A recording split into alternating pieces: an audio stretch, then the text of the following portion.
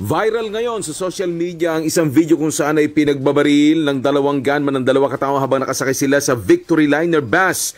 Sa video ay makikita ang pinara ng dalawang lalaki na nasa bandang hulihan ng bus at sila'y bababa na daw. At nang sila'y matapat sa dalawang biktima na isang lalaki at babae, walang habas sa pinagbabaril ng dalawa sa ulot sa bandang leeg ng 4 na beses.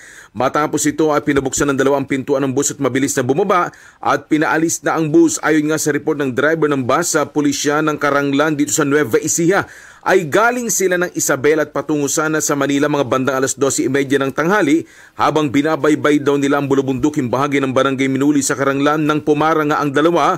At bago bumaba ay pinagbabaril ang mga biktima pagkatapos bumaba sa may gawin ng ilog sa nasabi ring barangay. Mabilis samang nag-report ang driver sa pinakamalapit na compact ng pulisya sa gawin ng barangay Hoson dito pa rin sa Caranglan.